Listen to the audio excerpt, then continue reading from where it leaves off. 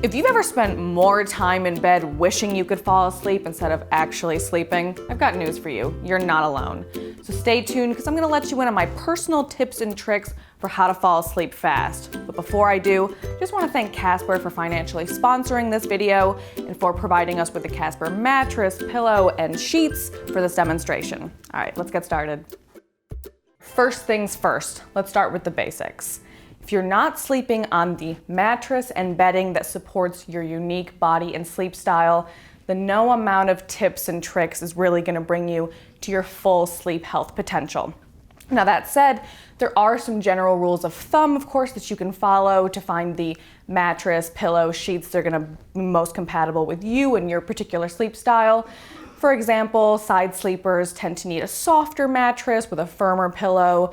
Stomach sleepers tend to need a firmer mattress with a softer pillow, but the truth is, everybody is different. Everyone has their own unique sleep style and preferred positions, so I strongly suggest if you think your mattress or bedding is ready for an upgrade to check out our best of roundups on sleepopolis.com. I've also included links to most of those roundups in my full written review, which is linked below.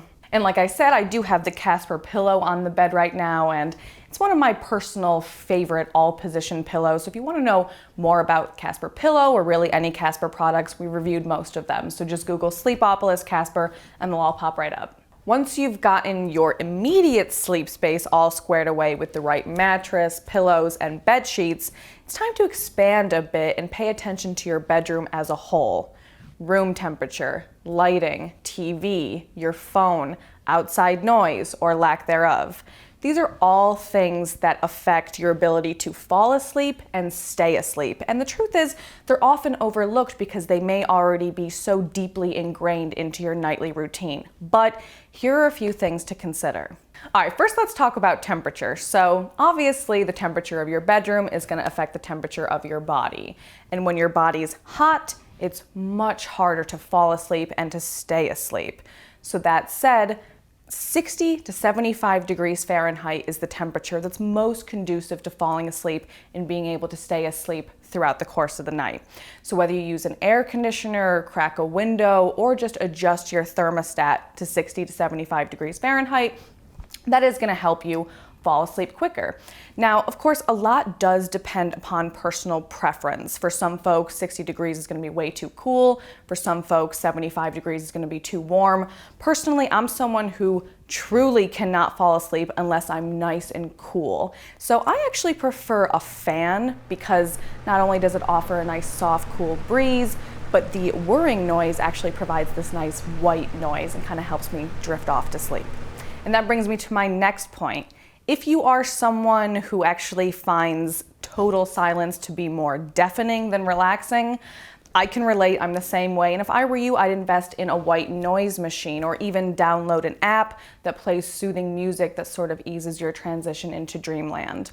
Now, conversely, if you are someone who needs absolute silence in order to fall asleep, there's a whole world of noise-canceling earbuds out there that really might just do the trick.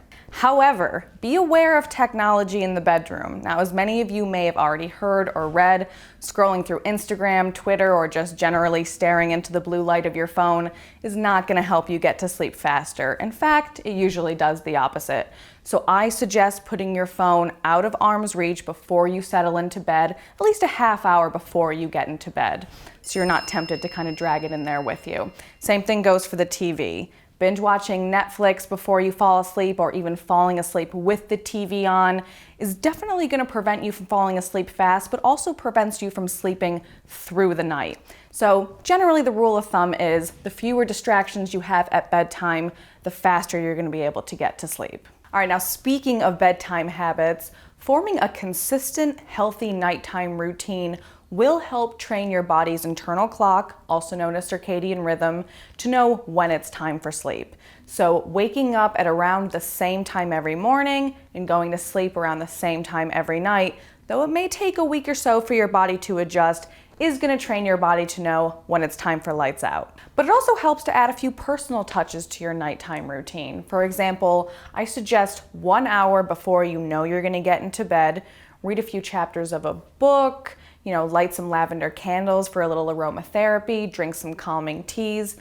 just kind of get yourself in these habits of prepping yourself for bedtime so that when you do crawl into bed, your body and your mind are all calmed down and they know what time it is. You'll be able to drift off to sleep quickly.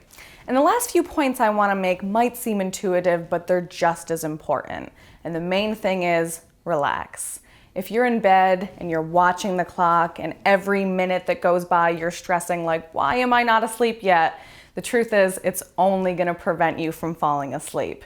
Stress has proven time and time again to not only lead to insomnia, but just prevent you from falling asleep quickly and staying asleep through the night.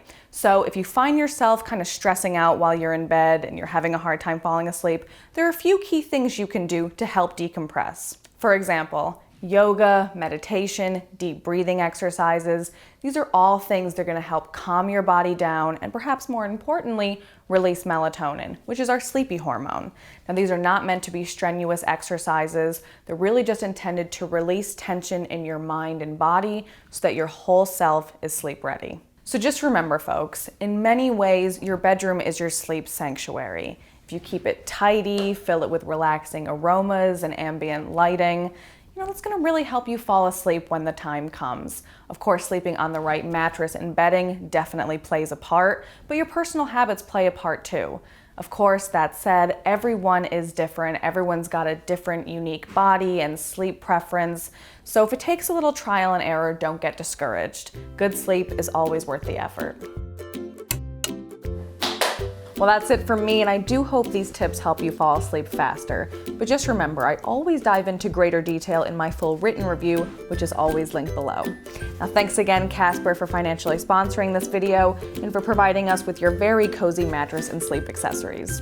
Now, I do hope you found this review to be helpful, and if you did, be sure to like and subscribe to our channel, follow us on social media, because we're always uploading more content with one main thing in mind, to get you some better sleep.